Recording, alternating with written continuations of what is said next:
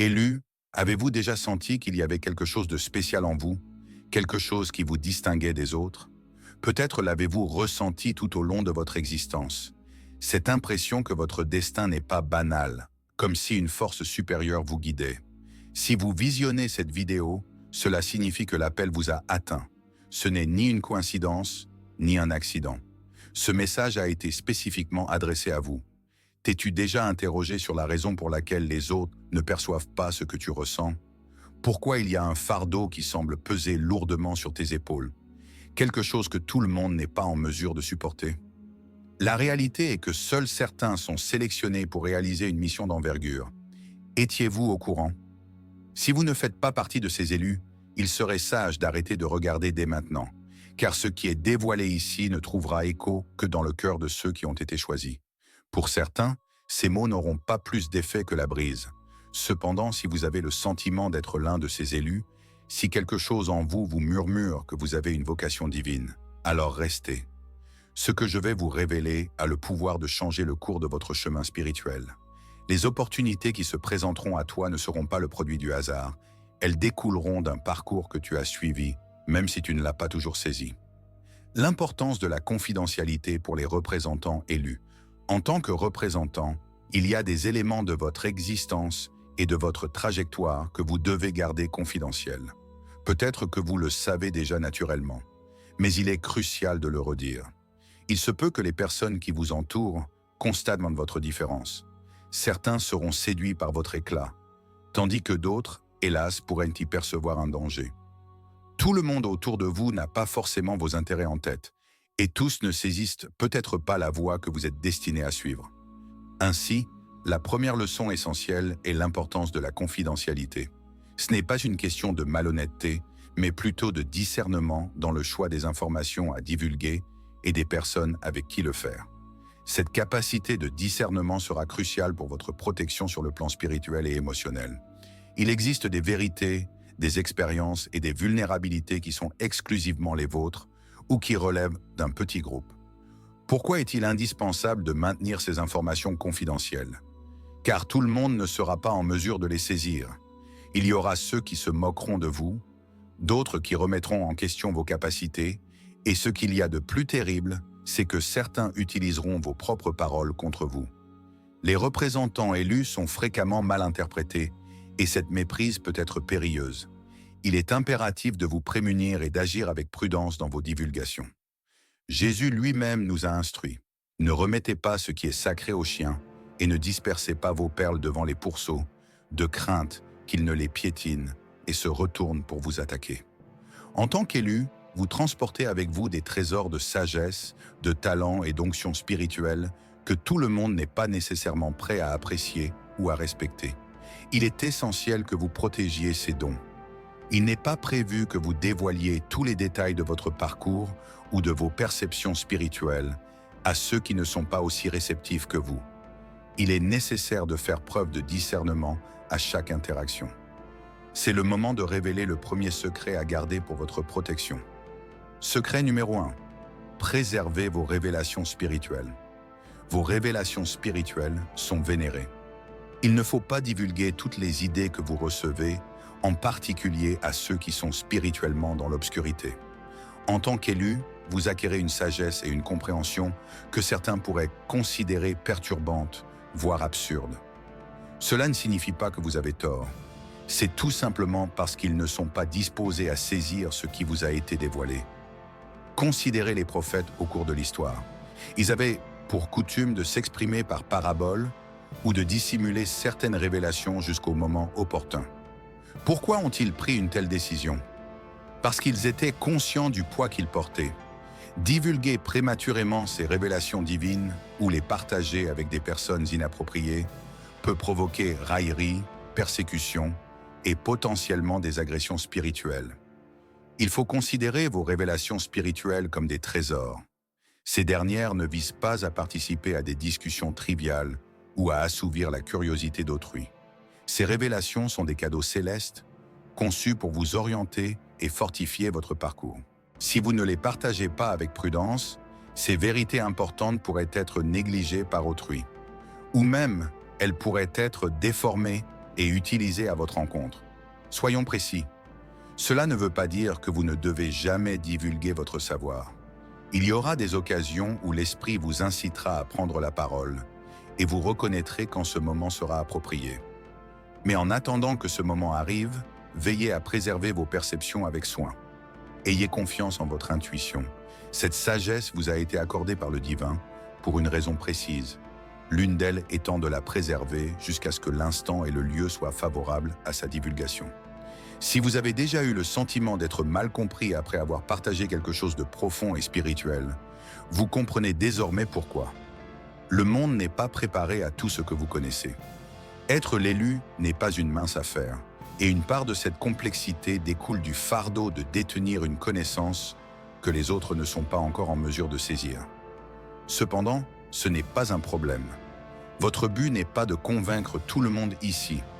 Votre rôle ici est de remplir votre mission. Et une partie de cette tâche inclut le savoir quand il faut se taire. Deuxième secret, évitez de révéler ses points faibles.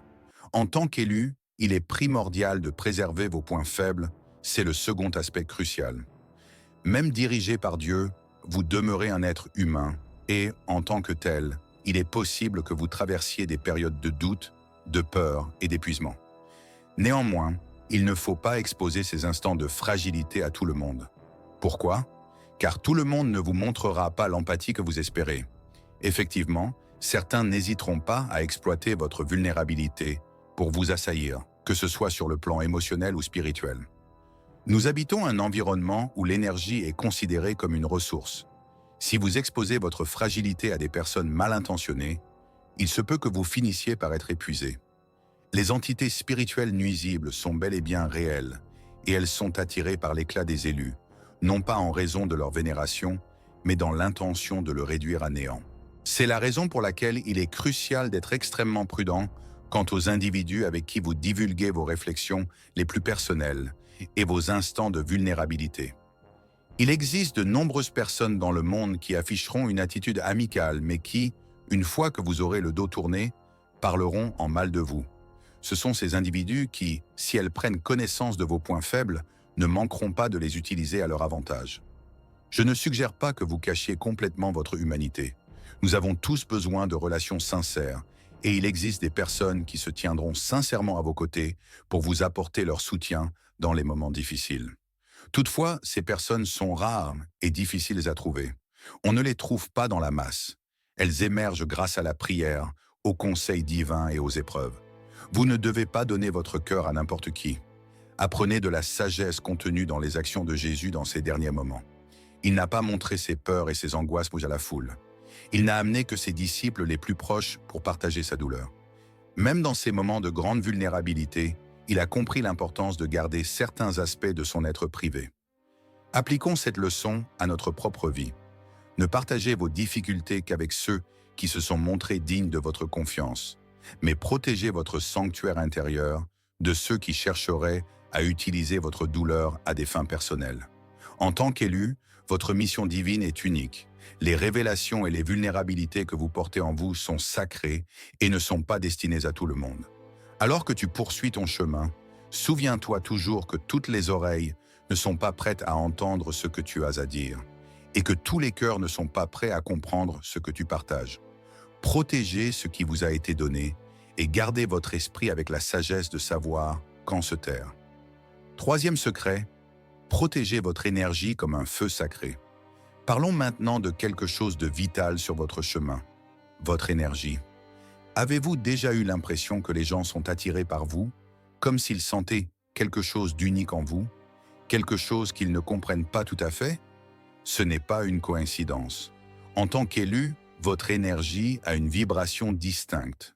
Il y a en vous une lumière que certains ne comprennent pas tout à fait, mais qu'ils ressentent. Ce don est à la fois un avantage et un fardeau.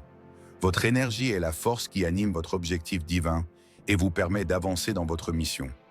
Mais il est important que vous sachiez quelque chose. Il y a des individus et même des entités spirituelles qui essaieront d'absorber cette énergie. Ce sont ceux qui semblent toujours avoir besoin de quelque chose de vous, mais qui vous offrent rarement quelque chose en retour. Ils vous abordent avec leurs problèmes, leur négativité et leurs drames, sans se soucier de la façon dont ils affectent votre bien-être. Ils perçoivent la lumière en vous, mais au lieu de chercher leur propre source de lumière, ils essaient de s'approprier la vôtre. Vous avez peut-être ressenti cet épuisement après avoir interagi avec certaines personnes, et ce n'est pas seulement une sensation. C'est votre esprit qui vous montre que l'on vous épuise, que l'on vous vide de votre énergie sans s'intéresser véritablement à votre bien-être. Il est essentiel que vous compreniez ceci. Vous n'êtes pas obligé de partager votre énergie avec tout le monde. Oui, vous avez été appelé à servir, mais cela ne signifie pas que vous devez donner tout ce que vous avez à ceux qui ne le méritent pas. Certains ne sont là que pour consommer, prendre ce qu'ils peuvent et vous laisser vide. Comment protéger votre énergie? Tout d'abord, soyez attentif aux signes. Écoutez votre corps, vos émotions et votre âme. Si, après avoir côtoyé quelqu'un, vous ressentez un poids ou un épuisement extrême, il est temps de prendre vos distances. Votre intuition n'est pas là pour rien. Si quelqu'un vous laisse constamment faible ou confus, cette personne ne contribue pas à votre croissance spirituelle. En second lieu, apprenez à refuser. En tant que responsable, votre inclination instinctive sera d'assister, de réconforter et d'orienter les autres. C'est dans vos gènes. Il ne faut toutefois pas perdre de vue que même les guérisseurs ont besoin de moments de repos. On ne peut offrir ce qu'on ne possède pas. Dire non n'est pas un acte d'égoïsme, mais de sagesse. C'est une frontière essentielle qui préserve votre énergie, vous autorisant à la dédier à ceux qui en ont véritablement besoin et la valorisent, ainsi qu'à votre propre évolution spirituelle. Finalement, choisissez soigneusement les individus auxquels vous permettez d'intégrer votre cercle intime. Tout le monde n'est pas digne d'accéder à votre clarté et à votre énergie. Les individus que vous choisissez de garder autour de vous devraient être ceux qui vous inspirent, qui vous renforcent et qui saisissent la valeur sacrée de votre quête spirituelle. Entourez-vous de personnes qui favorisent votre développement plutôt que de celles qui exploitent votre énergie pour leur propre profit. N'oubliez pas que même Jésus choisissait soigneusement les personnes avec qui il passait du temps. Il ne s'investissait pas entièrement dans toutes les personnes qu'il croisait. Il avait ses disciples fidèles, son noyau dur, et à l'intérieur de ce cercle, différents degrés de confiance et d'intimité coexistaient. Apprenez de cette situation et sélectionnez judicieusement ceux à qui vous permettez d'accéder à votre sphère spirituelle et émotionnelle. Quatrième secret. Préservez la sacralité de votre présence. Abordons maintenant un sujet d'une grande profondeur. Votre existence, votre essence, votre être est quelque chose de profondément sacré. Ce n'est pas seulement une question d'énergie que vous diffusez, mais aussi de la manière dont vous vous exprimez dans ce monde. Votre présence a un effet. Elle porte une dimension spirituelle, un objectif transcendant ce que vos yeux peuvent percevoir. En tant qu'élu, il est crucial de saisir l'influence que confère le simple fait d'exister. Avez-vous déjà eu l'expérience d'entrer dans une pièce et de percevoir un changement d'énergie tout autour de vous? Vous n'avez peut-être prononcé que quelques mots, mais soudain tous les regards se tournent vers vous. Ce n'est pas un hasard. Votre présence a un effet captivant. Que vous le réalisiez ou pas, votre présence dans un espace a un impact, et cela s'inscrit dans votre mission. Cependant, une importante présence implique également une grande responsabilité. Tout le monde n'est pas disposé à occuper le même espace que vous. Cela peut paraître difficile, mais il est nécessaire de le comprendre. On vous a sélectionné pour une tâche sacrée qui dépasse le quotidien, et tous ne sont pas en mesure de le supporter. Il se peut que votre brillance dérange certains, tandis que d'autres tentent de réduire votre éclat car ils ne peuvent tolérer ce qu'elle leur renvoie. C'est pourquoi il est crucial d'être vigilant quant aux endroits que vous visitez et aux individus qui tolèrent votre présence. Comment assurer la sécurité de votre présence? Pour commencer, faites preuve d'une attention particulière aux environnements où vous vous trouvez. Vous êtes plus réceptif aux énergies négatives dans certains endroits, étant donné votre position d'élu. Être immergé dans un cadre empreint d'hostilité, de jalousie ou de ténèbres spirituelles peut avoir un impact fort sur vous. Votre présence peut changer l'ambiance, mais elle peut également être affectée par les forces qui résident dans ces lieux. Préservez-vous en étant sélectif quant aux endroits que vous fréquentez et aux individus avec qui vous passez votre temps. Deuxièmement, saisissez que votre présence est un don. Tout le monde ne devrait pas avoir l'honneur d'être à vos côtés. Ce n'est pas de l'arrogance, mais une défense du caractère sacré qui vous définit. Vous ne gâcheriez pas un trésor précieux, n'est-ce pas? Alors pourquoi permettre à votre présence de se diluer dans des contextes ou des rapports qui ternissent votre éclat? Faites preuve de sélectivité. Votre présence ici n'est pas destinée à être un ami, un confident ou un mentor pour chacun. Votre tâche dépasse de loin cette importance. En fin de compte, embrassez la force de la solitude. Il y aura des instants où il vous faudra vous isoler, vous revitaliser, renouer avec le divin et préserver votre essence d'une exposition excessive. Être seul ne signifie pas être isolé. C'est une manière de conserver l'esprit. En prenant du recul, vous donnez à votre esprit l'opportunité de se régénérer, d'accueillir des révélations inédites et de se fortifier pour les défis à venir. Ne craignez pas de consacrer du temps à vous-même. Il arrive parfois que le tempo frénétique de la vie courante nous oblige à penser que nous devons constamment être disponibles, soutenir tout un chacun et prendre en charge nos obligations. Néanmoins, le fait est qu'il est crucial de dégager du temps pour soi-même. Rappelez-vous ce que Jésus a fait à maintes occasions tout au long de sa vie. Il s'est éloigné de la foule, il s'est retiré pour se consacrer à la solitude et à la prière. Il avait saisi que le temps qu'il passait seul ne faisait pas seulement renaître son être, mais consolidait également son lien spirituel. Si lui, investi d'une mission divine, avait besoin de ces instants, pourquoi pas nous? Votre énergie et votre présence ont une grande force, mais comme toute force, elle nécessite d'être préservée et régénérée. La solitude est l'abri qui vous offre la possibilité de reconstituer cette énergie essentielle.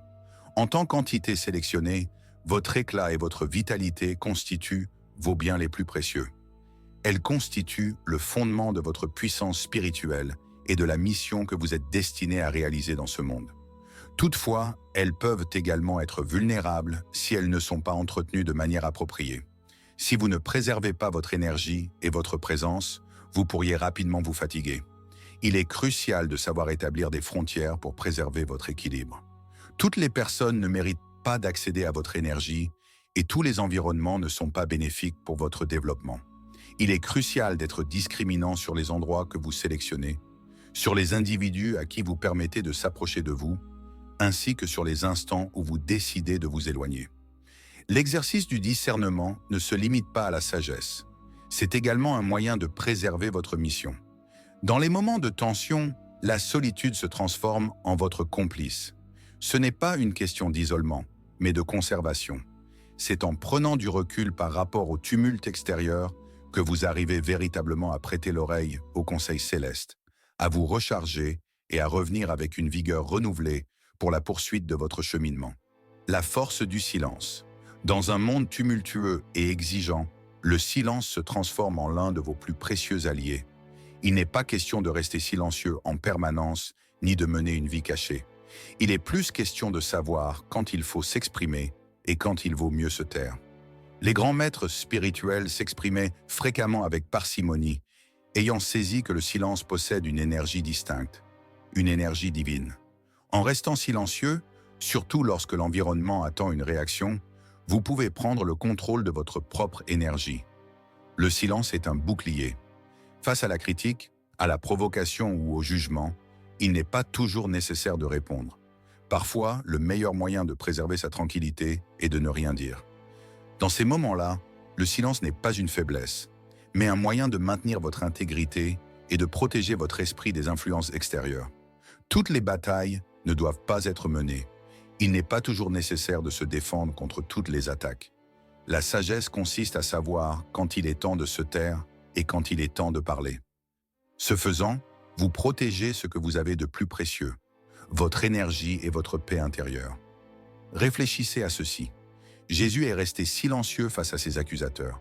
Bien qu'il ait été interrogé, ridiculisé, il a choisi le silence au lieu de se défendre. Pourquoi? Parce qu'il savait que sa mission et sa vérité n'avaient pas besoin d'être validées par d'autres. Il était sûr de qui il était et de ce qu'il était venu faire. En tant qu'élu, vous devez adopter le même état d'esprit. Le silence n'est pas un signe de faiblesse, mais de force intérieure. C'est un acte de responsabilisation spirituelle, où l'on reconnaît que le vrai pouvoir ne se trouve pas dans la confrontation, mais dans le contrôle de soi.